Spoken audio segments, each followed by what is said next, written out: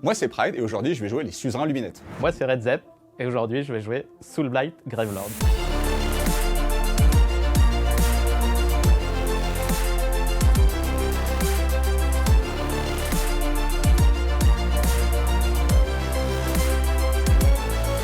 Aujourd'hui, dans cette armée luminette de 2000 points qui sera issue du sous-royaume d'Imetrika, je vais commencer par mener Teclis sur champ de bataille, qui est donc le dieu des luminettes. Il sera accompagné par une petite Catalar qui prendra position dans le shrine, donc le décor des luminettes que je placerai dans ma zone de déploiement. Les trois lignes de cette armée seront donc un régiment de Warden, donc les lanciers. J'ai utilisé un de mes 4 points de renforcement pour les passer de 10 à 20. Comme j'ai une unité de lancier dans mon armée, je peux transformer une unité de sentinelle, donc les fameux archers luminettes en ligne que j'ai aussi renforcés pour en avoir 20. Et pour finir, 5 Stone Guard qui sont donc des lignes vu que je suis en nation Imetrika. Pour compléter cette armée, je devais sortir un monstre vu qu'on est dans le royaume de Gur, j'ai donc pris un esprit de la montagne. L'allégeance des luminettes permettra à chaque unité de l'armée d'avoir un fragment d'Ether Quartz que je pourrai utiliser à divers moments, que ce soit en phase de héros ou en phase de combat pour me donner des bonus. Et les règles de la nation d'Imetrika vont permettre aux deux unités qui auront donc le mot-clé Alarit, à savoir les Stone Guard et l'esprit de la montagne, d'ignorer la reine -2. Sachant que dans l'armée de mon adversaire, on a très peu de reines -3, ça va me permettre d'avoir 2 rocks très solides. Au niveau des optimisations, comme je joue en Battle Tome qui est encore pour la V2 et que je joue une sous-allégeance, donc à savoir la nation d'Imetrika, j'ai des taxes obligatoires à prendre, que ce soit sur l'artefact ou sur le trait de commandement. Mon seul personnage générique et donc à même de recevoir ces optimisations étant la Catalar, elle va hériter de l'arme et du trait de commandement qui vont lui permettre d'être meilleur au corps à corps. Je pense pas que ça va être très utile. Dans mon armée de 2000 points, on retrouvera en général un seigneur vampire sur dragon zombie. Il sera accompagné par 2 personnages du nouveau Battle Tome, Belladama, première des Virkos, et Radukar la bête. On va retrouver ensuite un nécromancien et Kriza le prince des rats. En ligne, j'ai opté pour 10 Blood Knight, puisque je joue en lignée Castellai, ainsi que 20 zombies et 10 loups funestes. Enfin, pour accompagner et finaliser les 2000 points d'armée, j'ai choisi un Spectre des Cairns en allié Nighthaunt. Et pour terminer, on trouvera 2 sorts persistants, l'Umbral Spell Portal et les Chronomatic Pogs.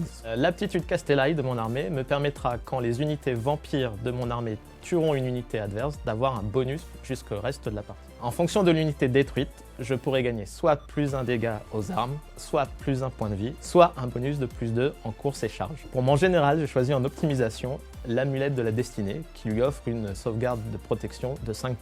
Il connaît également le sort universel Arme enflammée. L'artefact de mon nécromancien et celui de la ligne Castellai me permettant d'augmenter la résistance de mon armée. Au niveau de la composition de l'armée, toute l'armée rentre dans le régiment de bataille, qui est un bataillon générique du manuel du général, qui me permet de tout avoir en une seule pause. Pour constituer mon armée, j'ai choisi de rentrer mes unités en 2 bataillons. Le bataillon de Gur, me permettant d'immuniser 3 unités de mon armée contre les actions monstrueuses, et le bataillon Seigneur de guerre pour me donner une optimisation supplémentaire. Le match-up d'aujourd'hui va être assez compliqué. L'armée de mon adversaire est déjà menée par un général Death expérimenté qui joue ça depuis la première version d'Age of Sigmar, et sa liste est très bien construite avec 2 menaces, un seigneur sur dragon zombie ainsi qu'une grosse unité de 10 Blood Knight. Donc beaucoup de menaces très rapides qui vont m'impacter et aussi beaucoup de résilience et de prise de points avec des loups, la potentialité d'en invoquer des autres et des régiments de zombies qui vont revenir à l'infini. On connaît les mécanismes de résurrection des fosses communes. La difficulté de ce match-up va être de gérer donc les 2 menaces extrêmement rapides qui peuvent arriver à moi ainsi que les diverses frappes en profondeur car mon adversaire joue en légion Castellai. La difficulté ça va être donc de gérer ces menaces suffisamment rapidement pour pouvoir essayer de lui reprendre la table et de ne pas laisser ces hordes de zombies marquer trop de points. Comme on a pu beaucoup le voir en fin de V2, les Luminettes étaient une des meilleures armées. Aujourd'hui en V3 on se rend compte qu'avec la grosse augmentation de leur coût en points, on ne rentre pas tant d'unités que ça sur une table, ce qui va poser des problèmes en termes de contrôle et en termes de cordon. La partie d'aujourd'hui, les Wargamers, va se jouer sur le plan de bataille, le scénario quoi, les Veines de Gur, issus du manuel du général 2021, saison de Gur. 3 objectifs seront placés pendant la partie. Le premier sera placé au début du 2e round de bataille avant de déterminer qui a l'initiative, et le 2e et le 3e seront placés au début du 3e round. Salut les Wargamers, c'est Evie de French Web Show, votre chaîne de rapport de bataille tuto et live peinture. Les 2 joueurs sont maintenant déployés, c'est RedZep qui a pu choisir son bord de table et mettre ainsi sa première pause. Et en opposition, c'est Pride qui a dû se déployer entièrement, puisque comme tu n'as qu'une pause, aujourd'hui on ne peut plus justement la scinder. Est-ce que tu peux commenter un petit peu ton déploiement? Alors en fait, comme je sais que j'ai une pause parce que je suis en régiment de bataille et que le Villefaquin en a 9, j'avais le choix du premier tour. Donc 2 solutions. Soit je me déployais de manière très défensive pour passer mes sorts en fait avant qu'il m'impacte, soit je me déployais de manière très défensive aussi, mais je lui laissais le premier tour, donc je n'aurais pas la possibilité de lancer mes sorts pour essayer de viser un double tour. Comme je suis dans un match-up qui me paraît quand même assez négatif, je vais sortir un peu de ma zone de confort, je vais choisir de le laisser commencer, je vais serrer les fesses pour encaisser le premier impact, sachant que je n'aurai pas la protection à 5 par exemple du sort de Teclis. Donc globalement, j'ai écranté les flancs de mon armée avec les unités Alarit, donc l'esprit l'esprit de la montagne et les Stone Mage qui, comme ils ignorent la reine -2, peuvent un peu me protéger, j'espère, sur la charge des Blood Knights qui sont en FEP. Le reste, c'est un déploiement assez classique avec les personnages au centre, encadrant les archers, avec un petit cordon de Warden juste devant. Donc finalement, juste au niveau de la topographie de la carte, c'est quand même avantageux d'avoir finalement des espèces de décors complètement bloquants, infranchissables, qui sont justement des montagnes, pour que tu puisses justement te glisser dedans. Ah bah on est dans les hauts pics d'Imitrika, donc effectivement, oui, je me suis servi des décors pour un peu m'écranter. À noter qu'on est sur le scénario Veine de Gur, donc en fait les objectifs vont arriver un au tour 2 et les deux autres au tour 3, comme l'ancien Star Strike en fait. Donc c'est plus un scénario de fin de partie. Donc le début de la game, c'est quand même jouer assez défensif pour essayer de garder le plus de ressources possible, peut-être amoindrir ses premières vagues, et après essayer de sortir de ma zone de déploiement pour reprendre la table. À noter que Teclis, connaissant tous les sorts, j'ai la fameuse téléportation. De mon côté, j'ai d'abord placé mes 2 fosses communes dans mon camp, plutôt à l'arrière pour pouvoir refaire pop mes unités détruites. J'en ai mis 2 dans le territoire de Pride aux angles pour essayer d'étirer son déploiement, ce qui n'a pas fonctionné. Et j'ai décidé d'utiliser mon trait de Castelai, qui est de mettre mes 10 Blood Knights en FEP, qui viendront d'un bord ou de l'autre du champ de bataille. Début du round 1, Pride, comme c'est toi qui as terminé de te déployer en premier, tu peux justement choisir de commencer ou pas, d'avoir l'initiative justement sur ce round 1. Qu'est-ce que tu choisis de faire? Je vais laisser jouer mon ami d'abord, en visant le double tour pour le coup, sachant que le dispositif défensif est quand même assez sérieux. Même si j'ai pas la protection à 5, j'espère pouvoir encaisser. En tout cas, les charges vont être dirigées vers des unités que j'ai accepté de sacrifier potentiellement. D'accord, donc début du round 1 de la DES. Au niveau des points de commandement, on le rappelle, toi tu vas en gagner 1 et toi tu vas en gagner 2 puisque joueur numéro 2. Ensuite, vous allez avoir justement le fait que vos généraux sont en vie, vous allez donc en générer un autre supplémentaire, tu en auras donc 2 et toi 3. Ensuite, début de la phase de héros, vous allez pouvoir générer des actions héroïques. Et qu'est-ce que vous allez faire? Je commence par la DES. Je vais générer un point de commandement. Sur du 4+, puisque ton général est en vie. C'est d'un 6. Oh. Ça fonctionne, putain. C'est bon, c'est bon. 3 points de commandement et toi après, qu'est-ce que tu vas Moi, faire? je vais soigner Teclis en préventif parce qu'il va s'en prendre pas la tête. Alors, au premier tour, on a peu de choses à faire. J'ai pas besoin de dissipation supplémentaire parce que j'ai plus de dissipation qu'il a de sort. Donc, on va tenter de générer un point de co sur 4+, et on va le rater. Ensuite, on le rappelle, à Age of Sigmar, on va gagner la partie avec 3 axes pour marquer des points. Le premier axe qu'on va appeler les objectifs principaux, c'est-à-dire primaires, c'est ceux du scénario. Comme tu l'as expliqué, ce sont tout simplement les petites météorites qui vont arriver à partir du round de 2. Et aussi, au début de chacun de ces tours, de déclarer l'objectif secondaire qu'on doit justement réaliser pendant ce tour pour marquer 2 ou 3 points de victoire, dépendamment de qui va justement marquer ces points-là. Toi, Red Zep, quel va être ton objectif secondaire? Moi, je vais choisir de courir avec 3 unités et qu'elles devront finir donc à moins de 3 pouces les unes des autres pour marquer mon objectif secondaire, étant donné que le joueur Luminette s'est déployé très très loin. Alors, je vais commencer par lancer mes sorts dans ma phase de héros. Je vais tenter de manifester le Umbral Spell Portal avec Belladama. C'est parti, c'est sur du 5 et elle a plus 1 sur son Wastrel, ça sera donc sur du 4. Et ça fait 3 et 2, 5. Est-ce que tu as un sorcier à moins de 30 pouces pour pouvoir dissiper? Alors, j'ai quasiment que des sorciers dans l'armée. Donc, effectivement, oui, j'en ai un à moins de 30 pouces. Comme j'ai pas spécialement envie qu'il y ait le portail, ce qui veut dire que derrière, il y aura une lycanthropie. J'ai pas du tout envie de prendre ce sort-là. On va tenter de dissiper. Et on va rater. Puisqu'il te fallait un 7. C'est parti, Red Zep vient de placer justement le premier miroir et il a dû mettre le deuxième dans un rayon de 18 pouces du premier. Et il a bien fait attention justement à ce que ce petit miroir-là soit à portée de cette unité-là, puisque c'est certainement ce qu'il va vouloir cibler. Maintenant que le portail est mis, je vais tenter de manifester une lycanthropie sur les archers Luminettes. C'est parti, c'est sur du 7, donc 6 avec elle. Et ça nous fait 4 et 6, 10. Fa, passe, dissipe celui-là, tonton. Alors, Ça je fait vais- même 11. Alors, je vais dissiper celui-là. Pourquoi? Parce qu'en fait, le sort ferait des blessures mortelles à mes archers et créerait des Direwolf au contact des archers. Je serais donc obligé de tirer dessus, ce que je veux absolument éviter de faire. Donc, comme j'ai le dieu de la magie et qu'une fois par tour, il peut dissiper un sort automatiquement, vu son jet de dés, c'est là-dessus que je vais le faire. Je vais le dissiper automatiquement. Et félicitations. Merci. T'as fait preuve de skill, moi j'ai trouvé ça fou. Talent. Magie. Maintenant, je vais tenter de manifester le sort Aile d'Améthystine avec mon seigneur vampire, qui passe sur du 6. Je suis en train de filmer Achille, il est trop beau. Ça va tout simplement te donner plus 6 de mouvement justement sur cette belle figurine, pas sur le chien, lui il fait ce qu'il veut de toute façon.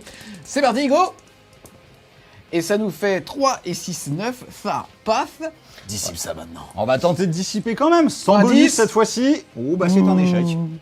Je vais donc lancer en dernier sort de ma phase de héros le bouclier mystique sur mon nécromancien. C'est parti, c'est sur du 5. Et ça fait 3 et 2, 5, ça paf. Et ici, il n'y a pas de figurine sorcier dans un rayon de 30 pouces, il ne peut donc pas le dissiper. Ce petit monsieur aura donc +1 à sa sauvegarde d'armure. Début de ma phase de mouvement, ce paquet d'unités va avancer en prévision de prendre l'objectif, éventuellement tour 2 s'il tombe dans la zone. Ces unités-là vont avancer et courir. C'est parti, alors elle bouge de 10 plus. 4, ça fait 14, ensuite ici ça fait 6 plus 5, ça fait 11, et la dernière ça fait 5, 6 plus 2 ça fait 8, et lui qui peut Raduca, advance ses charges, voilà. Et c'est un 4, il va donc bouger de 8 plus 4, 12. fin de la phase de mouvement. On voit que la grosse projection du Soul Blight, et on voit aussi surtout que grâce à ce petit loup-garou, il a pu, à la fin d'une phase de mouvement, faire popper 9 loups à plus de 9 de tout adversaire, et... Pardon 10 loups. 10 loups, j'ai dit combien 9. Non, mais tu J'ai m'en essayé fais un d'en niquer discount. un parce que j'ai peur pour Pride. J'ai essayé d'en niquer un. Donc résultat, il y en a 10 qui étaient à plus de 9 de tout adversaire ennemi et à moins de 12 justement du personnage. Sont arrivés aussi justement en attaque de flon, justement les squads qui fait très peur à tout le monde. Hein. Franchement, je crois que quand t'es un joueur à Age of Sigmar, t'as peur d'eux même quand ils sont pas sur table, même quand le mec ne joue pas Soul Blight d'ailleurs, avec justement l'unité ici de Blood Knight. Début de ma phase de tir, je n'ai qu'un seul tir unique, celui du dragon. C'est Il parti va pour tirer Fantomas. sur les lanciers. Alors comme ils sont plus de 6, je touche automatiquement. Je ne dois faire qu'un jet pour blesser à 2+. Et ça fait 5. Perforation à 3 pour des 6 dégâts, ma sauvegarde à 4 passe à 7. Je vais pas tenter de claquer un Ether Quartz maintenant ou de me faire un défense totale pour essayer de tenter le 6 magique. Je vais encaisser mes 1 des 6 points de vie comme un grand. C'est parti. 6 4. Ils ont aucun point de vie, ça fait donc 4 morts. Début de ma phase de charge, je vais commencer par les Blood Knight qui vont essayer de charger l'esprit de la montagne. C'est une charge à combien? C'est une charge à 9. T'y crois? C'est sûr, évident. Allez, vas-y. Bon, il y a la moitié du contrat quand même. C'est pas mal. Est-ce que tu veux claquer un petit Non, temps? je vais pas le craquer. Ensuite, tu vas charger avec quoi? Ensuite, je vais charger avec les loups, Radukar et je finirai par le dragon. Donc tu commences par laquelle? Je commence par les loups. Charge à 9. Charge à 9. Ça paf. Ça passe. Je vais charger Radukar. C'est une charge à 12 et elle passe facile. Et non, elle passe pas. Et enfin, la charge de mon dragon zombie. Fantomas, c'est une charge entre 5 et 6, dépendamment de quelle unité il va vouloir impacter. Voilà. Et ça fait 2 et 2, 4. Je vais donc consommer un point de commandement. A noter qu'après le mouvement de l'unité de Dire Wolf, j'avais décidé d'utiliser un point de commandement pour utiliser le déchaîner les enfers. J'étais globalement obligé de le faire à ce moment-là. Donc les archers vont pouvoir tirer sur cette unité qui a fini un mouvement de charge à moins de 9 pouces 2. J'ai donc 19 tirs à courte portée qui touchent à 3, mais on a moins 1 sur déchaîner les enfers. Ça va toucher à 4 et sur un 6, ça fera des blessures mortelles. On a donc pour le moment 5 blessures mortelles et 7 touches qui vont blesser sur du 4. J'en passe 3 de plus, arène moins 1. C'est parti, sauvegarde à 5, qui passe à 6. Ouch, plus les 5 BM. C'est vrai. Moi, si te l'autorise, je suis chaud. Non. Ah, t'as vu? On n'autorise rien à un vil faquin. Même quand on casse une Shining Company en retirant les figurines. Même quand on casse, parce qu'on l'a fait pour le poup. On l'a fait pour le poup. Et même quand on oublie le -1 pour dissiper un portail. Ouais, mais je savais que j'avais dissipé la lune de sang auto. Eh, comme dirait Anka, je suis débutant, soyez sympa. Ça fait donc 8 PV perdus, il y a 2 points de vie par loup, ça fait donc 4 morts. On précise ici qu'il n'est pas à portée justement d'un personnage, il n'a donc pas de protection à 6. Phase de combat, j'active donc la seule unité qui a chargé, mes loups funestes, 2 attaques par loup, le chef en a plus une mais il ne peut pas combattre pour garder la cohésion, j'ai donc 8 attaques. Ça blesse à 3 puisque ça blesse à 4 mais il a plus 1 parce qu'il a chargé. Chais. Et 3 sauvegardes à 4 qui vont rester à 4 parce qu'il n'a pas de perforation. Et je vais perdre 2 lanciers. Ce coup-ci, malgré le poup, on va les enlever au bon endroit. À moi de riposter, à noter que l'unité ne va pas faire de mouvement d'engagement pour maintenir la Shining Company et la cohésion. Maintenant qu'on est en V3, j'ai quand même moins de latitude qu'avant. Par contre, j'ai une range de 3 sur l'ensemble de mes grandes lances, donc il y a tout qui va toucher. Ça fera donc 26 attaques sur du 3+, perforation -1. Et sur les 6, ce sera une blessure mortelle. C'est parti les petits lanciers. Et j'aime bien t'aider.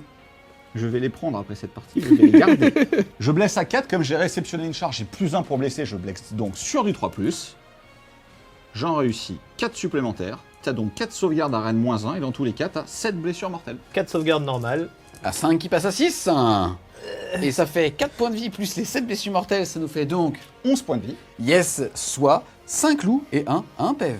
Il me reste le champion à faire taper. À noter qu'au début de la phase, j'aurais pu claquer sa lanterne pour infliger des 3 blessures mortelles. J'étais tellement persuadé de les sortir juste avec les lances que je ne l'ai pas fait. Il va falloir que le champion rachète cette potentielle erreur. Avant de le faire, fais le petit épiste.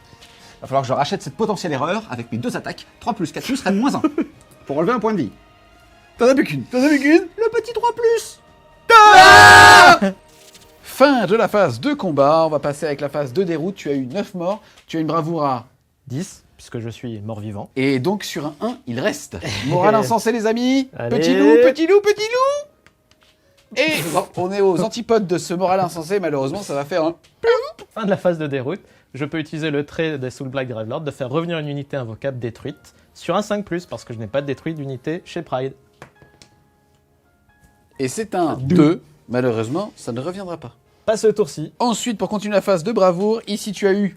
4 morts, 6 morts. C'est parti, tu vas donc devoir faire un test, mais tu as la petite Catalar ici. On rappelle que maintenant, en fait, elle est considérée comme dans une garnison, et ça veut dire qu'on va pouvoir mesurer justement ses bulles, l'air d'effet, tout ça, depuis n'importe quel petit bout du plastique. Donc ici, tu es bien évidemment à portée de cette unité, et tu vas pouvoir tenter d'absorber la tristesse du monde, mon Nico. Ouais. Je t'appelle Nico. Ouais, C'est chaud. C'est sur un 2+, te foire pas. Notre amitié est en jeu. Attention, sinon on utilisera un point de commandement pour s'immuniser à la bravoure, mais j'ai fait 6. C'est le poids de notre amitié. Ce petit test de déroute, ma foi, il reviendra pas. Mais t'inquiète pas, il y a un petit loup juste sonne la fin de ton tour 1. Tu as néanmoins réussi justement ton objectif secondaire qui était de pouvoir justement courir avec des unités et finir à 3 pouces les unes des autres. Tu vas donc marquer 2 points de victoire.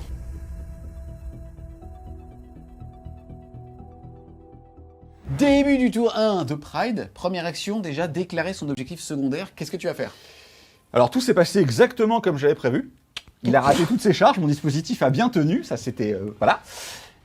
Malheureusement, en termes de tactique, les objectifs sont pas sur la table, donc tout ce qui va être récupérer le contrôle d'un objectif, ça va être très compliqué. Malheureusement, une des seules tactiques fiables pour moi à faire, c'est soit de choisir de détruire une ligne.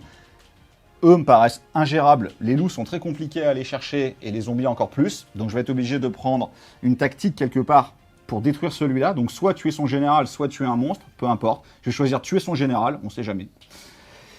Ce qui est statistiquement un peu compliqué, mais j'ai que le choix de l'embarras, donc voilà, on va prendre détruire un monstre. Ensuite, au début de la phase de héros, vous allez pouvoir justement faire vos actions héroïques. Quelle va être la tienne? J'hésite beaucoup entre l'heure de gloire sur Teclis pour l'envoyer au corps à corps si vraiment je faisais pas assez mal au dragon en phase de magie plus de tir, ou alors de générer un point de commandement supplémentaire. Comme je suis téméraire mais pas courageux, on va prendre le point de commandement supplémentaire. Et on va y arriver. Et toi, de ton côté, mon petit Red Moi, Zep? je vais prendre heure de gloire sur mon dragon. Yes, ça va te permettre d'avoir plus 1 à la sauvegarde et aussi plus 1 pour blesser. Et ça se fait automatiquement. C'est Toto. Bien wesh. C'est Toto. Toi aussi, tu aurais fait un 6. On va donc attaquer les sorts. Teclis va choisir de lancer 4 sorts, donc il les passera automatiquement avec une valeur de lancement de 10. Le premier sera son sortilège de protection pour donner une protection à 5+, à toutes les unités à 18 de lui. Donc vu mon dispositif, toute l'armée. Je fais donc 10, que fais-tu? Je vais tenter de le dissiper. C'est parti, il te faut un petit 11. Eh ben, je vais essayer avec lui. Vas-y. Pas loin. Pas la moitié. Il y avait la moitié encore. Hein. Ensuite, deuxième sort. Ensuite, on va continuer avec le sort qui paraît encore plus intéressant en V3 qu'il l'était en V2, à savoir le fait qu'à chaque fois qu'il va utiliser un point de commandement, il sera obligé d'en payer 2. Je fais 10, que fais-tu? Je vais tenter de dissiper avec Bella Dama. C'est parti, Bellada. Un petit 11. Allez. Non. Eh non. Il me reste donc encore 2 sorts à lancer avec Teclis. Mon troisième sort sera Lumière Vacillante, qui me permettra de relancer les jets de touche pour les attaques de tir. Je vais évidemment cibler Mag Tactique. Je fais 10, qu'est-ce que tu fais? Je vais dispel ce coup-ci. C'est parti, c'est sûr du 10 plus 1, 11. Oh, pas loin.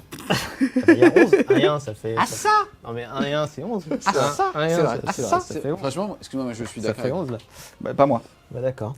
Excuse-moi, on va appeler la FEC. On va appeler la FEC, là, là, ouais, c'est ouais. fait. Mon dernier sort avec Teclis sera Blancheur Incandescente, à savoir son sort signature qui met des blessures mortelles à toutes les unités à 18. Ils ne le connaissent que sous le nom de Prout de Teclis. Donc la Blancheur Incandescente de Teclis, à 18 j'ai Raducar et ma cible. Donc clairement, je fais 10, qu'est-ce que tu fais? Bah je ne peux plus dispel. C'est parti, pour chacune des unités, on va lancer un dé sur un 1. Et bah ça sera un paix foireux, ça fera donc rien. Et derrière, de 2 à 4, pardon, ça sera D3 blessures mortelles. Et sur un 5-6, ça sera D6. On commence par Raducar. Ouais, on s'échauffe tranquillement sur la cible qui a pas de grosse importance. Mais quand même, on est content des d'avoir cibles fait sur 6. mortelles. Ça fait 3, insensible à 6 parce que tu es de la death. Allez, c'est le moment de faire des 6. Et ça nous en fait un seul. Tu vas donc perdre 2 points de vie, il t'en reste 10. Et ensuite, Fantomas, Allez, mon petit bonhomme! ça fait 2. Ça va donc faire D3 blessures mortelles. T'avais dit avec une coupette, t'as vu? Je les prends. Et ça sera une BM qui va pouvoir aller sur du 5. Et grâce à sa protection, Et c'est annulé. On va continuer la phase de magie avec les 2 unités de ligne qui sont des sorciers, à savoir les Wardens et les Sentinelles, en n'oubliant pas qu'ils ont plus 1 pour lancer les sorts qui sont à portée de Teclis. Ils vont tous les deux choisir d'allumer leurs armes pour faire des blessures mortelles sur des 5-6 à la touche, et pas uniquement sur des 6. On va commencer avec l'unité de lancier. Ils vont échouer, lamentablement. Je suis assez malheureux. Sur eux, par contre, ça c'est très important. C'est pour ça que j'ai gardé les Terre Quartz et que je n'ai pas relancé sur les lanciers. Ils y arrivent. Brillant. Il me reste un dernier sort à lancer, celui de la Catalar qui est dans le décor. Ça va être vitesse de Ish.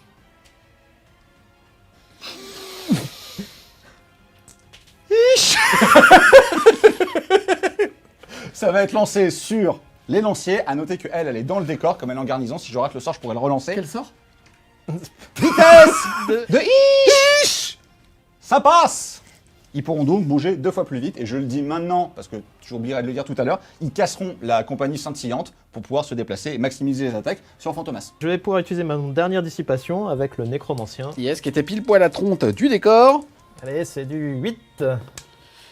Oh, dommage. Début de la phase de mouvement, ce qui va se passer, c'est que l'esprit de la montagne qui est là va aller embêter cette unité pour essayer de faire quelques dégâts quand même. Alors je ne pourrais pas le bloquer parce que grâce à l'arrêt cavalier de ruine, il pourra m'échapper dans tous les cas. Mais sur un potentiel double tour, c'est ce que je vise quand même depuis le début. Je vais essayer de lui faire plus de dégâts possible. Il est quand même reine -2 et dégâts 5. Donc il met quand même des bons gros pains, ce brave garçon. Les lanciers vont utiliser leur vitesse de hish pour bouger le plus vite possible vers le dragon. Les archers vont légèrement se décaler et reculer pour être le plus loin possible d'un potentiel tour de Villefaquin. Eux, les Stone Guard, font pas très mal, mais mine de rien, ils ont quand même des armes qui peuvent générer des blessures mortelles sur des 6. Donc ils vont y aller aussi, parce que de toute manière, j'ai pas le choix, je vais le tuer. Et Teclis va se mettre dans une position où si vraiment la phase de tir était catastrophique, parce qu'évidemment les archers vont tirer sur lui, mais il devra se mouiller, il devra y aller au corps à corps. On rappelle que le petit Sélénar a le mot-clé monstre, ça fait que du temps, justement du royaume de Gur, si jamais tu arrives à donner le coup fatal de ta tactique secondaire, tu marqueras un point bonus, c'est-à-dire 2 points pour la tactique, 3 parce que je l'aurai fait avec un monstre, et 4 finalement parce que c'est un monstre du royaume de Gur qui sera mort. Fin de la phase de mouvement. Ouais, aujourd'hui je fais des travelling. C'est parti, Bray, tu voulais commenter un petit move ici? Donc Teclis s'est placé comme il a pu, mais pour le coup, mon blocus défensif avec les décors s'est un peu retourné contre moi, à savoir que vu la largeur de son soubassement, on va dire, j'ai pas réussi à me placer exactement où je voulais, donc eux n'ont pas pu avancer non plus. Par contre, j'ai décidé d'avancer pour mettre à 3 pouces de lui, sachant que même s'il décide de faire un déploiement et qu'il fait 6 derrière, dans tous les cas, rester à 9 ou mettre à 3 en espérant qu'il fasse un 6, c'était plus fiable comme ça. À noter aussi que comme le déploiement lui coûtera 2 PC, il n'en aura plus qu'un seul derrière, il ne pourra faire plus aucun ordre jusqu'à la fin du tour. Bien, c'est qu'au pire, tu pourrais aussi très bien replier justement ta charge sur cette unité-là. C'est parti, donc tu vas faire un ordre de déploiement, redéploiement. Je vais faire surtout un 6. 4, c'est Pas bien. mal, je le prends quand même, je le prends. Tu vas donc pouvoir bouger dans n'importe quelle direction de 4 pouces. De 4 pouces. On va donc passer à la phase de tir. Je vais commencer par l'unité de Warden. À noter qu'il fallait que je choisisse mon tir et que j'en avais que 7 sur 19 qui étaient à courte portée. J'ai donc bien évidemment décidé de tirer à longue portée. Le but n'est pas d'infliger des blessures normales, même avec la reine -1. Le but c'est de faire le plus de 5 ou 6 pour lui mettre le plus de blessures mortelles C'est possible. parti, donc en fait tu as la petite chef avec sa lanterne ici qui a dit toi je t'éclaire, résultat on te voit tous. C'est parti, 19 tirs. Allez, 19, 5 ou 6 si on n'en parle plus. C'est parti, il y a déjà 11 fucking blessures mortelles. Comme il est sous lumière vacillante, je choisis de relancer tout, même les 2-4 qui avaient touché. C'est parti. Ça fait une blessure mortelle, 2 blessures mortelles de plus, 2 touches supplémentaires qui vont blesser sur du 4 et 2 sauvegardes normales en plus. C'est parti, sauvegarde à 2 plus. ça donc. C'est parti, il y a 13 blessures mortelles. Maintenant, il a l'amulette générique comme artefact. C'est parti, il va donc pouvoir les annuler sur du 5.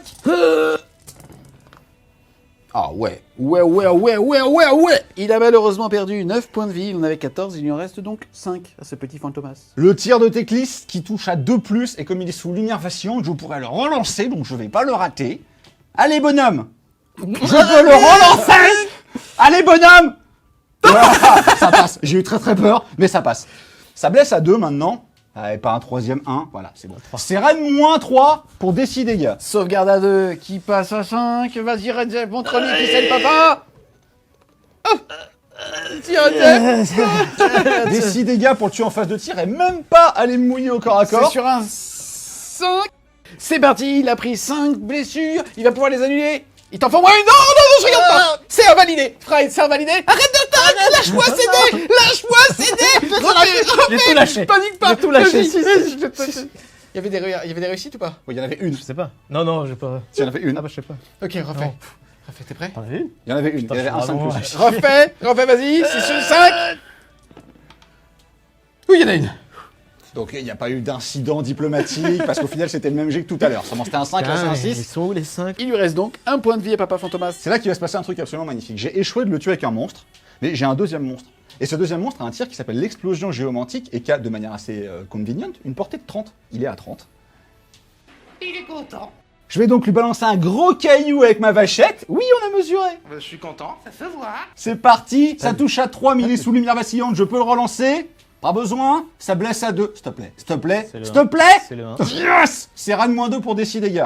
Sauvegarde à 3, à 2 qui passe à 4. Nique-le, nique-le. Des 6 dégâts. Attention. Allez, 1.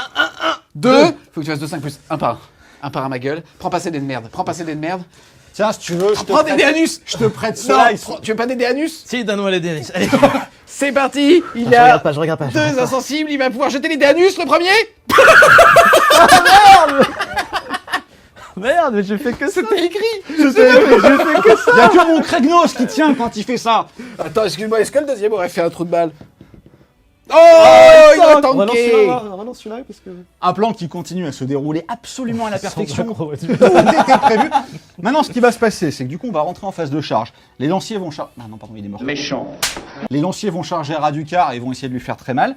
À noter que ce pack, il y a 10 figurines qui ont 3 points de vie chacun. Donc il y a 30 points de vie. Moi, je peux faire potentiellement 30 dégâts. Donc en Parce fait, que lui, t'as va... 6 attaques, dégâts 5, et je me rappelle qu'à l'époque on avait dit, c'est dingue quand même un mec qui est dégâts 5, il a 6 attaques, il peut faire 30 dégâts. Et comme il y a 30 points de vie, on va clean ce pack, clean Raducar et rentrer chez nous super vite. C'est parti pour Eh la ben, phase de merci. charge. Lui donc avait bougé de 6, il était à 9 vu qu'il avait fait une frappe en profondeur à 9 pouces de moi. C'est donc une charge à 3. Coucou. Bonjour tout le monde. Eux vont tenter leur petite charge Tu sur... peux- Mais non, t'es Ils sont en compagnie scintillante. Tu peux pas charger. Non, parce que tout à l'heure, j'ai dit que je la cassais, même si C'est j'avais vrai, oublié de c'est le vrai. dire en phase de mouvement. Je sais, c'est bon. Et ils l'ont su. C'est vrai, Et je l'ai ils dit. sont sous speed of Hish. Combien Hish. Tiens. Fin de la phase de charge, j'ai une fureur monstrueuse à faire avec ma grosse vachette. Eh non, car je suis dans le bataillon de Gur. Je suis immunisé. Est-ce que tu veux quand même pas lancer un dé anus, et sur un anus, il a quand même le droit de le faire. Écoute, je vais casser. C'est là où le dé de la chance tourne. Donne-moi ce dé. Bon, j'ai de la chance, mais. Non, ça marche pas, je vais pas prendre le bonus. Excuse-moi. Je ne vais pas le Parce que, piétiner. En fait, le rapport de bataille. Je vais continuer à jouer puisqu'il se barre. Non, Je vais bien aller- évidemment, c'était une règle maison qui ne prendra pas part. C'était juste pour voir si il y avait la malédiction. Attends, si je refais un Satan, Ah, ça me vient de pends. toi. Je me pends. Ça vient de toi. Je pars, je quitte la politique. Putain, je l'ai vu. C'est bon, je reste. Début de la phase de combat, c'est là que je dois décider de claquer un Nether Quartz ou pas sur une des deux unités. À savoir que les lanciers n'ont pas réussi à lancer le sort qui allume leur lance pour faire plus de dégâts, mais Raducar tapant quand même relativement fort, j'aimerais vraiment réussir à le tomber, alors que eux, le but, c'était plus de les bloquer. Donc je vais claquer les Nether Quartz ici, en fait, pour leur donner +1 à la touche. Ils vont donc avoir -1 à leur valeur de bravoure jusqu'à la fin de la game parce que là, pour le coup, la petite dame ici n'est pas apportée pour absorber leur tristesse. Ensuite, au niveau des ordres, qu'est-ce que tu vas faire?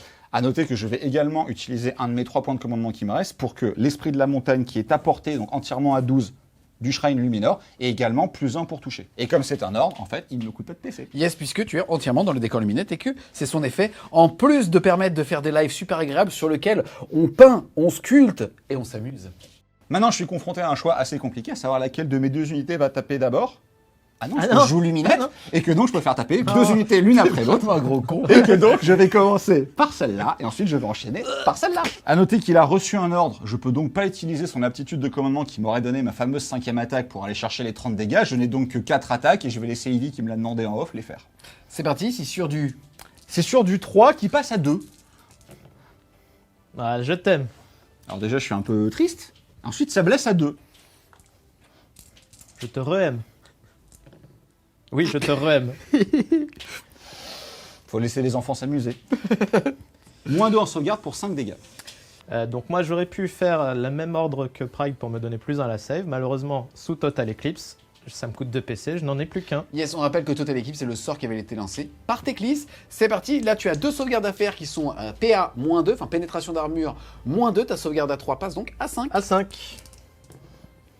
Ça en fait déjà une, ce qui est plutôt pas mal, tu vas donc prendre 5 dégâts. Donc je n'ai pas de héros à porter puisque j'ai décidé de les faire frapper de ce côté-là. Je prends donc 5 dégâts, je n'ai pas de save mort, ça fait 1 mort et 1 à 1 PV. On va continuer les attaques, et ce coup-ci tu m'en veux pas, c'est papa qui va reprendre la main. Les sabots touchent à 3, j'ai toujours mon +1 pour toucher, c'est sur du 2. Ouais. C'est dans la famille, la pomme n'est pas tombée très loin de l'arbre. Ça blesse sur du 3. Je vais donc taper maintenant avec les Warden. J'en avais 20, j'en ai perdu 6, il m'en reste 14. On fera le chef à part, parce que lui a une arme qui est différente. Je n'ai pas de reine -1, je n'ai pas +1 pour blesser, parce que j'ai pas réceptionné une charge. Je suis courageusement allé me battre. C'est donc du 3+, 4+. Les 6 feront des blessures mortelles, parce que ma lumière a été dissipée. A noter que je touchais sur du 3, mais que j'avais -1, parce que c'est une règle native de Radukar. Je blesse maintenant à 4. Ça, c'est pas bon par contre. Tu as 3 sauvegardes supplémentaires et tu auras 4 blessures mortelles dans tous les cas. C'est parti, tu as 3 sauvegardes à faire et tu as ensuite 4 blessures mortelles. Les 3 sauvegardes sont à... 4+. Ça en fait une supplémentaire pour 1 dégât. Tu vas donc avoir 5 insensibles à 6 parce que tu es un héros de la mort. Allez. Et il perd 4 points de vie. Il lui reste donc 6 PV. On va continuer avec le petit bretteur qui touche à 3. Qui ne fait pas de blessure mortelle, lui. C'est triste. Qui blesse sur du 4. Tu as 2 sauvegardes à reine -1. Sauvegarde à 4 qui passe à 5. Il perd 2 points de vie, mais il va pouvoir les annuler avec sa protection à 6. Et il roule. Et non, ça en fait que 1. Il lui reste donc 5 points de vie. PV. À mon tour d'activer, j'ai fait le mouvement de mise en contact de mes Blood Knights. J'en ai 4 au contact qui peuvent taper. Ça me fait donc 12 attaques de cavalier. Il a -1 pour toucher, donc le 3 se transforme en 4. Ce qui est vachement moins bien tout d'un coup. Ce qui est vachement moins bien. T'as compris? Ça, c'est la... Humoriste. Mariage, bar mitzvah, tout ça. Donc, sûr. ça vient du fait que la vachette, en fait, met un -1 pour toucher à une unité. 3+. Ça fait 2 sauvegardes à -1. 2 sauvegardes à pénétration -1, mais il est immatrica et en plus il a sa règle native qui faisait que de toute façon il diminuait de 1. C'est parti, donc sauvegarde à 3. 3 qui reste à 3.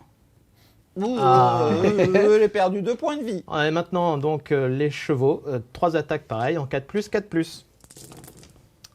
Enfin, 5+, du coup. Et 4+. La sauvegarde à 3 qui reste à 3, je peux perdre un point de vie contre un canasson. Non, tu peux peux perdre non, je perds 2. Ah, j'avais pas dit que j'en perdais pas un. Bon, bah, j'ai perdu 4 PV, il m'en restera 8. Radukar a 2 profils d'attaque, 6 attaques chacune, 3+, 3+, -1, 1 dégâts, et l'autre -1, 2 dégâts. Sur la première, les 6 font 2 mortels et arrêtent la séquence. C'est parti. Bah la séquence va continuer. Ça fait 3 saves. Sauvegarde à 4 sur de la perforation -2, ma sauvegarde passe donc à 6. Ça fait donc pas 4 morts, mais 4 insensibles, protection à 5 Parce que posées je par suis- Monsieur Teclis. À portée de l'aura de mon dieu. Et j'en perds 3. Ta deuxième série d'attaques, 6 attaques, 3+, 3+. 3+ pour blesser. Sauvegarde à 4, perforation de -2, donc sauvegarde à 6. Je les rate toutes, des 3 dégâts à chaque fois. C'est parti pour 3 des 3 dégâts. C'est facile, comme ça va être que des 5. Voilà, donc ça fait 3. Feel no pain à 5, j'en rate 3, je perds donc 3 morts supplémentaires. C'est parti pour la fin de la phase de combat. On enchaîne avec la phase de déroute. Pride ici, tu as eu beaucoup de morts. Alors je vais utiliser mon dernier point de commandement avec mon sergent qui est là pour me immuniser à la phase de bravoure. Yes, et toi Red Zeb de ce côté-là, tu as eu qu'un mort, donc tu ne peux pas fuir. Je suis serein. Et à la fin d'une phase de déroute, Déroute. tu peux de nouveau justement lancer un petit 5+. C'est parti, tu as un dé anus, c'est sur du 5. C'est un 2. Cette phase de déroute sonne aussi la fin de ton tour 1. Au niveau de ton objectif secondaire, pour rappel, c'était de tuer un monstre. Tu aurais aussi pu prendre tuer le seigneur adverse. Là, tu as pris tuer un monstre. Et tu as réussi à le faire ici. Tu vas donc marquer 2 points. Comme tu l'as fait avec un lâcher de cailloux d'un monstre à la phase de tir, tu as marqué un 3e point. Et comme on est dans le royaume de Gur, c'est-à-dire la saison 2021, et que tu as tué un monstre, tu vas gagner un 4e point bonus. Le score à l'issue de ce round 1 est donc de 4 pour les luminettes à 2 pour la death. Début du round de 2. Avant le petit jet d'initiative, on va regarder où va tomber la coumette. Je vais jeter 2 dés. De 1 à 6, ça sera sur ce quart de table-là. Sur un 7 pile, ça sera au centre. Et sur un 7 plus, c'est-à-dire un 8 ou plus, ça sera de l'autre côté de la table, près de toi, qui regarde ce petit rapport de bataille. C'est parti! Ça m'emmerde un peu, on doit aller chez les gens, les gars. C'est parti, on va maintenant jeter le dé pour savoir qui va avoir l'initiative, l'opportunité en tout cas de choisir ou pas de prendre l'init. Et en cas d'égalité, c'est celui qui l'avait au tour précédent qui la gardera, ça sera donc toi. C'est parti, tu maintiens ton dé anus. Et oui, car il a fait double, donc il va faire double, 4+. C'est ta garantie, c'est sur facture. Voilà, 4. 5 ou 6 pour prendre l'initiative. Pour Hish! Début du tour 2. Quelle va être ta tactique? Alors malheureusement, et c'est un peu le problème de cette armée, j'ai quand même beaucoup de difficultés à trouver des tactiques. Notamment, j'aurais pu aller chercher Monstre Accapareur, mais ça m'a obligé à me désengager et à laisser le champ libre au Blood Knight, ce que j'ai pas spécialement envie de faire, ce qui pourrait commencer à être une menace vraiment très dangereuse. Donc je vais rester au corps à corps ici pour essayer de m'ancrer. Je vais donc choisir de détruire une ligne en ciblant cette unité de Direwolf. Ensuite, par rapport au point de commandement, Pride, tu es joueur numéro 1, tu vas donc en avoir 1. Ton seigneur de guerre est quant à lui toujours sur le champ de bataille, tu vas donc en avoir 2. Toi, tu es joueur numéro 2, tu vas donc en avoir 2. Et malheureusement, ton seigneur de guerre qui était justement le seigneur vampire sur Dragon Zombie est décédé. Tu vas donc rester à 2 chacun. Donc 2. Ensuite, action héroïque, qu'est-ce que tu vas choisir de faire? Je vais tenter de générer un point de commandement avec Teclis, donc sur lui-même, sur un 4+, et je vais le réussir. J'aurai donc 2 points de commandement génériques et 1 sur Teclis. Toi, de ton côté, qu'est-ce que tu vas faire? Je vais tenter de soigner Radukar la bête. C'est parti, il a combien de morale? Il a 10. Et ben c'est parti, sur un 10, et ça fait 10. Tu vas donc équivaloir justement à 100 voleurs, tu vas uniquement lui rendre 1 et pas des 3. Il va donc passer à 6 PV. On va continuer la phase de héros en lançant les sorts avec Teclis. Le premier va être de tenter d'aller chercher l'objectif qui est là, en téléportant l'unité de Stoneguard. À noter que Teclis connaît également tous les sorts du nouveau domaine Huracan, donc le domaine des vents. Il a donc maintenant accès à une téléportation. Je fais 10, qu'est-ce que tu fais? Je te laisse te téléporter. Mon premier sort est donc terminé. J'ai téléporté donc à plus de 9 pouces et des zombies et des chevaliers vampires qui étaient là, l'unité de 5, ce qui va me suffire pour tenir l'objectif au moins ce tour-ci. Les suivants, je suis moins confiant, mais au moins ce tour-ci, ça passe. Ensuite, il va relancer sa protection pour remettre une protection à 5, principalement aux archers, à lui-même et aux derniers lanciers qui sont dans leur combat contre Radukar. Je fais 10, qu'est-ce que tu fais? Je te laisse ce sort. C'est tellement bien, Teclis en phase de magie. Ensuite, je vais faire lumière vacillante sur Radukar, le but étant d'essayer de le tuer à distance, parce qu'au corps à corps, ça s'est pas très bien passé. On rappelle que c'est le fait de pouvoir relancer le jet de touche au tir. Je fais 10, qu'est-ce que tu fais? Je dispelle. Vas-y. Ah non, c'est pas auto, moi. Non. Allez, c'est maintenant. Il faut un 11. Yes! Et ça joue beaucoup. Ça, tu te danses de la victoire. Il a détruit tous mes plans. Il a coulé mon beau porte-avions. Le dernier sort de Teclis va être éclipse totale pour dire qu'à chaque fois qu'il va vouloir lancer un ordre, il devra dépenser 2 points de commandement pour le faire. Est-ce que tu veux le dissiper? Bien sûr, maintenant que je suis parti, je ne m'arrête plus. C'est parti, donc c'est pareil, c'est sur du 11, allez! Et ça fait 6 11. et 4, 10. Oui, mais Belladama a plus 1. Excuse-moi, c'est ça Teclis? Ça avait été annoncé que c'est Belladama qui dissipait? Oui. Il n'y a que à la portée, mon cher Regarde, ami. regarde, c'était là dans la mauvaise foi. Cher Non, ami. on tente à 2. Je t'ai rajouté un point de victoire. Je t'ai rajouté 2 points de victoire. Teclis s'est fait gérer par Belladama Volga. Il est un peu malheureux. Ensuite, il va me rester 3 sorts à lancer. Les 2 premiers, ça va être de tenter d'allumer mes lances. Je vais pas oublier que j'ai le plus 1. Donc ce sera ici sur du 5. J'ai fait 8. Il a choisi de ne pas dissiper le sort. Je pense qu'il veut garder sa dissipation du nécromancien pour le sort très impactant qui va avoir lieu ici. On va donc continuer à teaser un peu ça jusqu'au bout. Je vais allumer mes arcs avec elle. Ça passe également. Tu choisis pas de dissiper. Bah, je suis pas à portée, surtout. Et donc maintenant, on va lancer Speed of Hish sur Teclis avec mon général, la puissante Catalar dans son petit décor. Ça passe, ça fait 8. Je vais tenter donc de dissiper avec mon nécromancien. Il te faut un 9. Oh! Donc la vitesse de Teclis sera doublée jusqu'à la fin de la phase. Comme il bouge de 16, il va bouger de 32. C'est un avion? C'est un oiseau? Non, c'est un Teclis. On enchaîne avec la fin de la phase de mouvement. Est-ce que tu peux commenter un petit peu ce que tu as fait, Pride? Alors à noter que donc lui est resté bloqué contre les chevaliers vampires, le but étant d'essayer de les temporiser le plus possible. Pour ne pas leur donner une charge trop facile, on rappelle qu'ils pourraient se désengager avec la règle cavalier de ruine. Donc la Catalar a quitté son décor pour s'enfuir. Les archers se sont décalés également pour s'enfuir.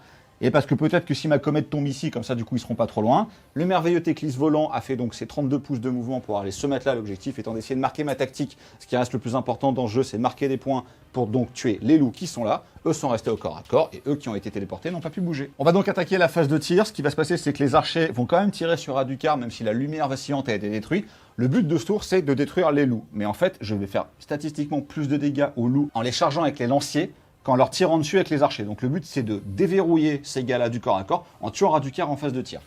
Yes, c'est parti. 5 ou 6, des blessures mortelles, sinon c'est sur du 4. Il y a déjà 6 BM. 2 qui vont blesser à 4. Tu as 2 sauvegardes sans rend.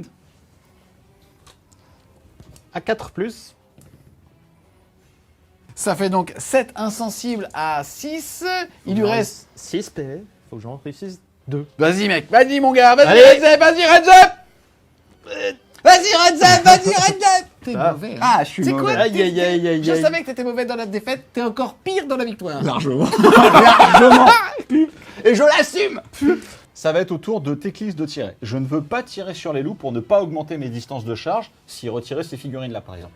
Pour la même raison, je ne vais pas non plus tirer sur Belladama, parce que comme elle peut transférer les blessures subies sur les loups, il pourrait m'enlever cela et transformer ma charge à 3 en charge à 4 ou 5, et j'ai pas spécialement envie, parce qu'à un moment, je sais que je vais rater des jets de dés. On va donc essayer de corriger un peu l'anomalie de cette table, à savoir qu'on est quand même sur une partie assez sérieuse et qu'il y a un high tone sur la table. Comme c'est pas bien, on va essayer de l'enlever. On va donc le toucher. C'est pas bien parce que ça ne fait pas partie des Soul Blight ou c'est pas bien parce que ça fait partie de Mortal Realms. Ça ne fait pas partie des Soul Blight, donc voilà, on va l'enlever, on va essayer en tout cas. Ça touche sur de plus, ça blesse sur du 3, ça a reine -3, mais tu t'en moques. Je suis Noitant Qu'est-ce que c'est fort d'être éthéré. sur un 4+. Il a donc raté sa sauvegarde éthérée, à noter que ce petit bonhomme a 5 points de vie, que je fais des 6 dégâts, et que je ne le tuerai pas. Il lui reste donc 2 PEV. Pour terminer la phase de tir, l'explosion géomantique de l'esprit de la montagne, j'ai pas le choix, je suis obligé de tirer sur l'unité avec laquelle je suis engagé, à savoir les Blood Knights. Ça va donc toucher sur du 3. Ça va blesser sur du 2. Et ce sera donc reine -2 pour des 6 dégâts. C'est parti, sauvegarde à 3 qui passe à 5. Allez, allez. Ah. Des 6 dégâts. Il restait un PV à celui-là. Poup. Et 3, ça fait un deuxième mort. Poup. Phase de charge, j'ai 2 charges à déclarer sur les loups. La première, ça va être Teclis, charge à 3, qui passe sur du 6. Puis on va enchaîner avec nos amis les lanciers, charge à 4, qui passe également. Fin de la phase de charge, j'ai 2 monstres au corps à corps, mais comme ces 2 unités font partie du bataillon chasseur des terres sauvages, je ne peux pas faire de piétinement monstrueux. On va donc rentrer au début de la phase de combat. Lui va leur mettre -1 pour toucher avec sa règle de base.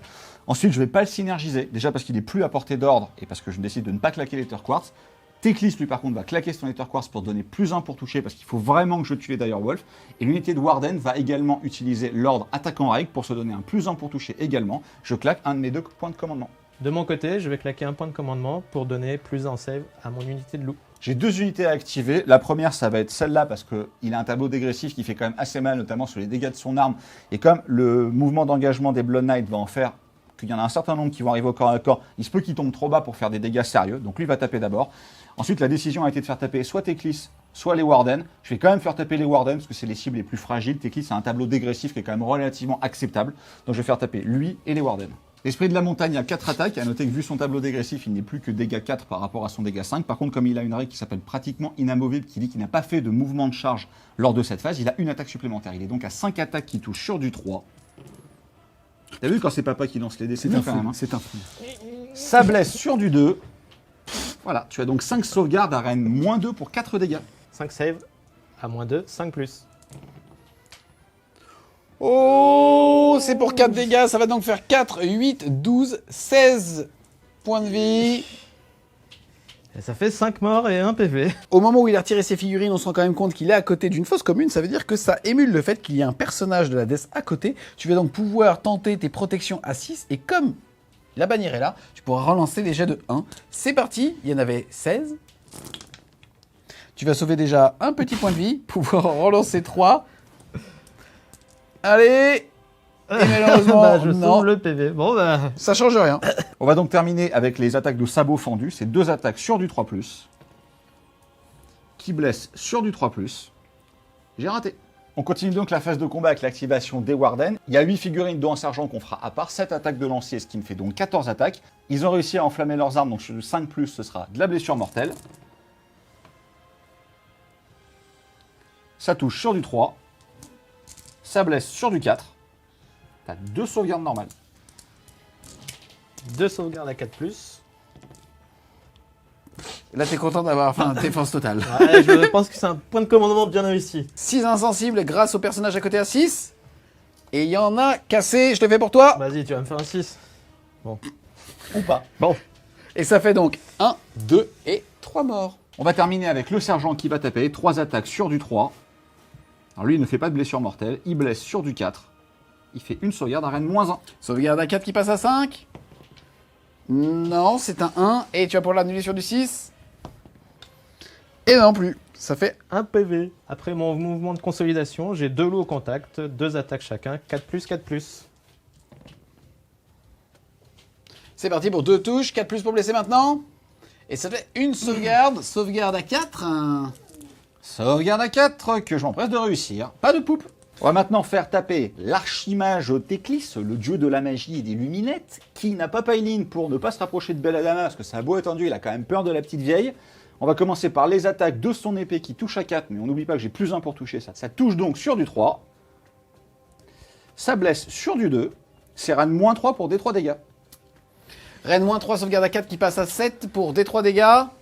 Et ça sera 2 insensibles à 6. Et non, malheureusement, ça fait un loup qui meurt, poup, et l'autre qui prend le PV perdu. Il reste 6 loups, j'ai 6 attaques. Va falloir faire ce qu'on appelle communément un bon jet de dés pour être sûr de marquer la C'est tactique. Sélénar. C'est Sélénar, il touche sur 3, j'ai plus 1 pour toucher, il touche donc sur du 2. Pour l'instant, ça se passe bien. Par contre, maintenant, il blesse sur du 3. Ça se passe bien aussi. C'est Ren moins 2 pour 2 dégâts. C'est donc Sauvegarde à 4 qui passe à 6 pour 2 dégâts. Il faut au moins tanker plein là. Hein. Allez, Redzep, c'est maintenant. Tire. Redzep, pas d'effort là. Ah si, il y en a un, si. Il y en a un. Ça fait donc 2, 4, 6, 8, 10 points de vie. Il te reste 11 points de vie de chien, mais là tu vas avoir des insensibles à 6. Et tu en sauves 1. Ça va donc faire 1 loup, 2 loups, 3 loups, 4 loups. Et un PV. Donc celui qui a un PV est mort. Et 4 loups. J'active ma dernière unité. Les 2 Blood Knight survivants. 3 attaques chacun, plus 1 pour le chef. Ça fait 7. 3 plus. 3 plus pour blesser. 3 save. 3 sauvegardes à 3 qui restent à 3. Il perd 1 point de vie supplémentaire, il nous reste 7. 6 attaques de chevaux. En 4 plus. Moins 1 avec l'aura de la vachette. 5 plus. Ça en fait 2. Blesse à 4 plus. Une save. Une sauvegarde à 3 qui reste à 3 pour pas perdre le point de vie de la honte. Allez, c'est bon. On passe ensuite à la phase de déroute. Ici, pour les loups, Je vais utiliser mon dernier point de commandement pour les immuniser. et ainsi priver Pride en fait justement de sa tactique. Ensuite, au niveau des Blood Knight, par contre, tu as perdu. 5 Blood Knight. Tu as combien de morale? 10. C'est parti, tu vas jeter un petit dé. Allez. Tu peux faire 6. Tu n'as Ça pas fait fait 6. 5, ils vont rester. Et à la fin de la phase de déroute, on n'oublie pas non plus que tu peux toujours tenter de relever une unité invocable. C'est donc sur du 5, et comme tu n'as pas détruit une unité, ça reste à 5. Et non, cette petite phase de déroute sonne la fin de ton tour 2. Au niveau des objectifs, malheureusement, tu passes à côté de ton objectif secondaire parce qu'il reste un petit loup vivant. Par contre, tu vas quand même marquer 2 points de victoire parce que tu contrôles la comète qui est arrivée au début du round de 2. Ton score à l'issue du tour 2 passe donc de 4 à 6 contre 2 pour la Death.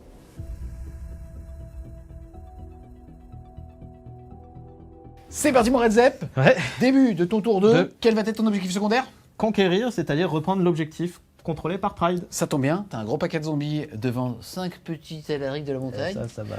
Au niveau des points de commandement, Pride va en générer 1, puisque son seigneur de guerre est là. Toi, malheureusement, non. Mais action héroïque, qu'est-ce que tu vas faire? Je vais tenter de générer un point de commandement. Sur un 2+, puisque elle va tenter de reprendre justement les rênes. Et ça passe, tu vas donc générer un point de commandement. Toi, Pride, de ton côté? Je vais faire la même chose avec Teclis pour ce qui se génère un point de commandement en plus, et il n'y arrive pas. Ensuite, en phase de héros, je vais commencer par tenter de manifester la lycanthropie avec Belladama sur le pack de Warden pour les bloquer. C'est sur du 7. Ça fait 4 et 3, 7 plus 1, 8. Je vais prendre aucun risque. Teclis a une dissipation automatique à chaque tour. Encore une fois, on rappelle que ce sort permettrait de tuer des figurines à moi à la blessure mortelle et de créer des Direwolf au corps à corps d'unité, ce que je vais absolument éviter. Je vais donc utiliser la dissipation automatique de Teclis pour contrer ce sort. Maintenant, avec Belladama, je vais tenter de manifester les chronomatiques Cogs sur une valeur de lancement 6, donc 5 plus 1. Ça fait 6. Est-ce que Pride, tu veux tenter de le dissiper sur Oui, le 7? parce que j'ai nettement plus de dissipation qu'il n'a de sort à lancer. Et tu le rates, puisqu'en fait, ça fait 4 et 2, 6, plus 1 grâce à Teclis, ça fait 7. Mais j'ai oublié de compter ici ton plus 1, puisque ça faisait 5, 6, plus 1, 7, il te fallait 8. Dans ton cul! Belladama ayant réussi à manifester les chronomatiques Cogs, je vais ralentir le temps pour lancer un sort supplémentaire qui sera l'aura revigorante sur mon unité de loup. C'est parti! C'est sur du 8, plus 1 pour chaque héros Soulbite sur la table. J'en ai 3. Et plus 1 pour Belladama. C'est sur du 4. Ça fait 5 et 2, 7, plus 4, 11. Pride, il faut un 12 pour disciple. Ça Et se tente, mon t'as petit plus bonhomme. Ça se tente pas. Tu vas donc pouvoir relever des 3 points de vie. Comme ils ont 2 PV, il faut impérativement que tu fasses au moins 3 plus. pour pouvoir le relever. Et c'est Mais bon. c'est bon. Avec mon dernier sort, je vais tenter de manifester la danse macabre sur les zombies, ce qui leur permettra de combattre 2 fois. C'est parti! Et ça passe à 6 et 3. 9. Pride, est-ce que tu veux tenter de dissiper Alors, avec l'unité sorcier? Évidemment, parce que celui-là ferait assez mal. On rappelle que les zombies font des blessures mortelles sur des 6 non modifiés pour toucher, sachant que j'ai une très grosse sauvegarde, il n'y a que les blessures mortelles qui pourraient me gêner. S'il fait 2 mouvements d'engagement et qu'il me tape 2 fois, normalement, il me les sort. Donc ce serait bien de le dissiper, pas du tout. Début de la phase de mouvement de joueur Death. Qu'est-ce que tu vas faire? Je vais m'éloigner de ces unités qui me font peur en allant par là. Je vais faire charger mes petits héros de sacrifice sur cette unité-là. Les zombies vont venir reprendre l'objectif et je vais utiliser Cavalier de la Ruine avec mes Blood Knight pour aller menacer, éventuellement au tour 3, les archers. Fin de la phase de mouvement. Pas grand chose à dire que ici, ça serait une charge à 4, mais que de toute façon, comme il engage à 6, finalement, il est quasiment sûr de réussir sa charge. Ça va nous permettre d'enchaîner justement avec la phase de charge, puisqu'il n'y a plus de tir sur la table côté Death. Tu vas commencer par quoi? Je vais commencer par les zombies.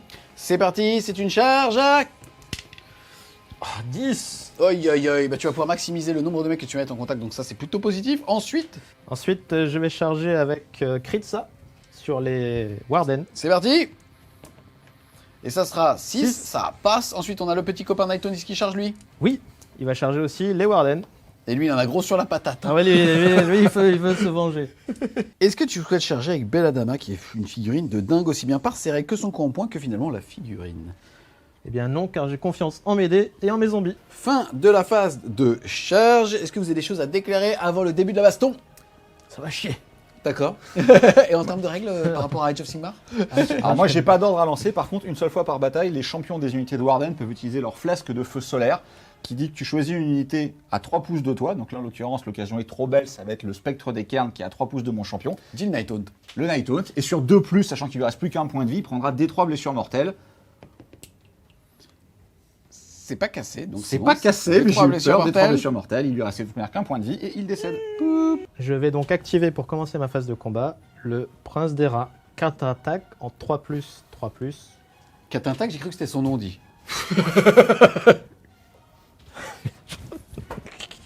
3+, 2 sauvegardes à -1. Sauvegarde à 4 qui passe à 5. J'en réussis une. Ça sera pour D3 dégâts. 1 dégât.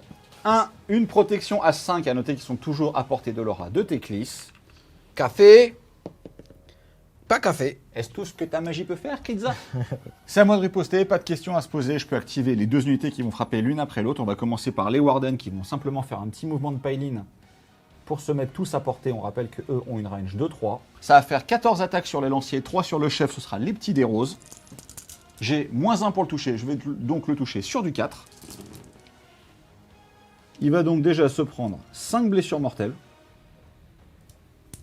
Ensuite, j'ai +1 sur le dé blanc qui représente les lances parce que je me suis fait charger. Donc ça, c'est sur du 4, les roses. Le blanc, c'est sur du 3.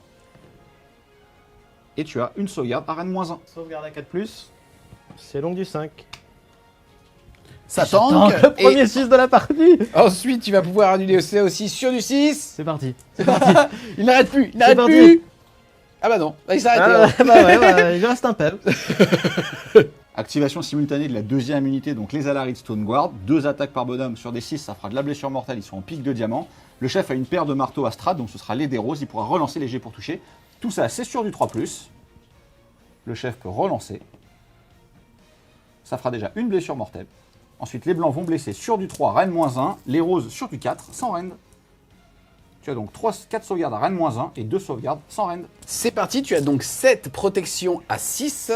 Allez. Attends, excuse-moi, je vérifie. Ah, il y en a. Ouais. Hein. Il y a bien Il y a, des il y a 6. bien la face. Hein. Ça fait donc 7 morts. Poup, poup, poup, poup, poup, poup. À moi d'activer une unité, il ne me reste plus que les zombies, les 14 survivants, qui vont pouvoir jouer 2 fois de suite grâce au sort du nécromancien. C'est parti, c'est sur du 5+, mais on cherche surtout des 6 pour faire une mortelle. Et bah voilà. Et bah voilà, ça en fait déjà 2. Ça blesse sur du 5. Il y en a un. J'ai donc une sauvegarde à 3 que je réussis, et les 2 6 me font 2 blessures mortelles. Je n'ai pas de protection, j'en perds donc 1. C'est parti, deuxième activation. Deuxième activation. Plus de 6. Bah non. Bon. 2, 6. Comme tout à l'heure, il y a déjà 2 6, maintenant c'est combien pour blesser? 5+. 2 save. 2 sauvegardes à 3 que j'aimerais bien réussir, voilà. Donc je repère quand même un gars supplémentaire, ce qui à nouveau, il a fait 2-6. Règle des zombies, quand ils tuent des unités adverses sur 2+, à la fin de la phase, je peux rajouter un zombie à mon unité. J'en remets 2. On enchaîne ensuite avec la phase de déroute. Sans grande surprise, vous allez tous deux utiliser votre dernier point de commandement pour pouvoir vous immuniser. Par contre, à la fin d'une phase de déroute, tu peux tenter de faire revenir une unité invocable, c'est-à-dire les loups du début, à 50% de leurs effectifs. Ça sera donc sur du 5. Allez, allez. Et c'est bon. Ils peuvent donc revenir à portée d'un héros ou d'une fosse commune. Voilà donc pour les petits loups. Ça nous permet aussi justement de voir la fin de ton T2. Tu réussis ta tactique de bataille, c'est-à-dire que tu as marqué 2 points. Et en plus de ça, tu contrôles cet objectif puisque tu as plus de pitou que la Vipride. Tu as donc marqué 4 points au total, mettant ton score de 2 à 6. Et le score à l'issue du round de 2 est donc de 6 partout.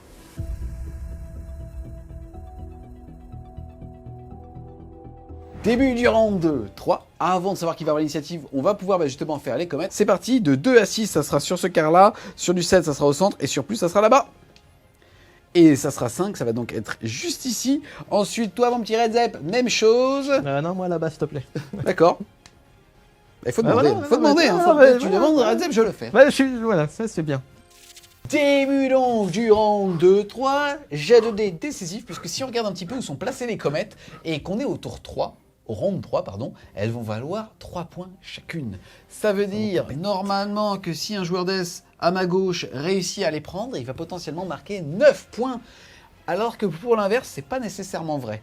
Même si t'as un Teclis, normalement t'as la mobilité pour pouvoir faire un petit peu ce que tu veux, mais en tout cas, ça risque quand même de faire très mal cette initiative. C'est parti, on rappelle qu'en cas d'égalité, c'est la Pride. C'est la Pride. C'est la Pride. C'est la Pride. Pride. C'est pas la Death, c'est la Pride. C'est l'Illuminette La qui va la Pride, garder. la Pride, il parle pas à toi. C'est parti. Pour ceux qui ont la J'ai ref. des importants. Allez, 4 et 4 ans. Non, c'est une égalité. Jeu équilibré qui montre que le double tour, justement, hérite sur le joueur qui l'avait pas. Début du round 3 et du tour 3 avec Pride. Est-ce que tu choisis de prendre l'initiative? Ouais, bien sûr. Là, j'ai la chance de le gagner, je vais pas me poser de questions. D'accord, tu vas donc gagner un PC et toi 2. Par contre, ton seigneur de guerre est sur table, tu vas donc en avoir un bonus. Donc à 2, 2. Ensuite, action héroïque, qu'est-ce que tu vas faire en premier? Alors déjà, au niveau de la stratégie, je vais choisir monstre accapareur parce que le plan, ça va être d'envoyer la vachette poser un pied sur cet objectif-là, sachant que mon adversaire n'a pas de monstre, il ne pourra pas en fait me le contester. Même si je ne le récupère pas, dans tous les cas, il suffit que je sois dessus.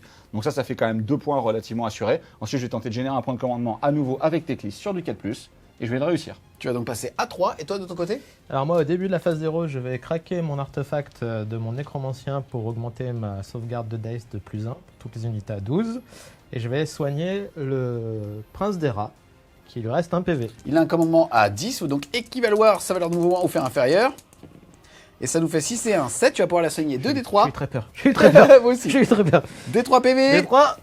Et ça sera 1, il va donc lui rester 2 points de vie. En phase des héros, je vais également utiliser un point de commandement pour faire un ralliement sur mes Blood Knight. Tu vas jeter un dé par figurine et pour chaque 6, tu pourras relever une figurine avec son maximum de points de vie. Il y a eu 8 morts dans cette unité puisqu'il y en avait 10 parce que t'es un grebille. Eh oui. Et donc c'est sur du 6. Allez, on va montrer qu'il y a du 6. 8-6.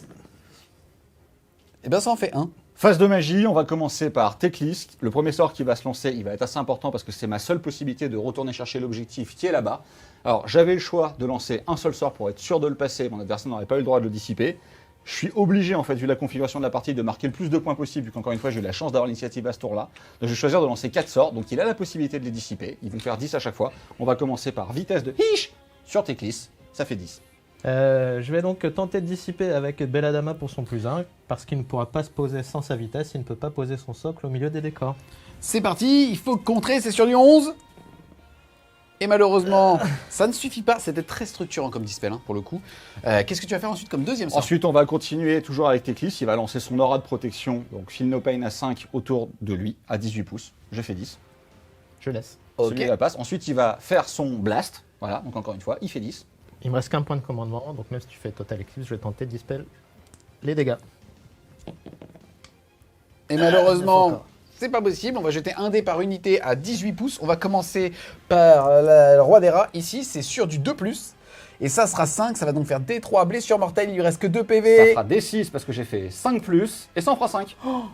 C'est encore pire. C'est encore pire. C'est parti sur du 6. Et malheureusement, Ouais, il il y en va a en perdre pas. 1, 2, 3, 4. Et poup, le roi des rats retourne dans les égouts. Ouais, il va pouvoir potentiellement revenir. Ça aussi, c'était assez structurant que je le tue en face de héros, parce que ça permet de libérer les Warden qui vont devoir back pour aller chercher les loups, sachant que eux vont se mettre là pour tenir cet objectif, mais ils vont devoir tirer pour tuer eux, pour libérer la place à la grosse vachette. Il me reste un sort avec Teclis, comme tu l'as dit, ce sera Éclipse totale. Je laisse. Voilà, donc tu n'auras plus de points de commandement, enfin un, mais tu ne pourras pas t'en servir. On va continuer avec les sorts, donc eux vont allumer leur arme, et lui va tenter de lancer un bouclier mystique sur les archers. On commence par cette unité qui a +1 parce qu'elle est à portée de Teclis, ça passe. Bah, je n'ai pas le choix, je vais tenter de dispel avec mon nécromancien. Et c'est dissipé. Je suis un peu triste, on va allumer les petits arcs. Ça ne passe pas. Eux n'ont pas encore utilisé leur Rector Quartz. Je vais donc m'en servir maintenant pour relancer ce sort. Et ce coup-ci, ça passe. Je vais tenter de dissiper avec Belladama. Sur du 7, Ça fait 8. ça passe pas.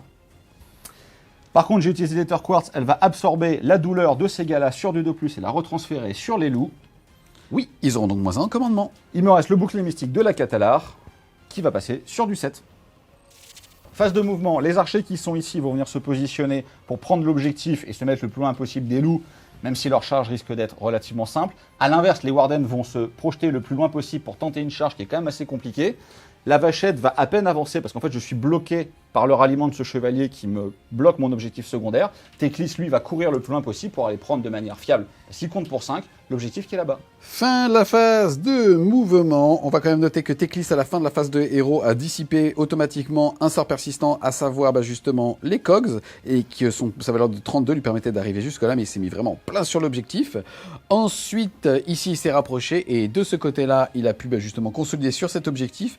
Et ce qui est très important aussi, c'est comme tu as passé le sort qui double justement les coups en points des points de commandement au niveau des ordres, ici, tu as pu rentrer dans un air d'effet de 9 et faire en sorte que ta charge soit à 7 et qu'il ne puisse pas tout simplement faire une retraite.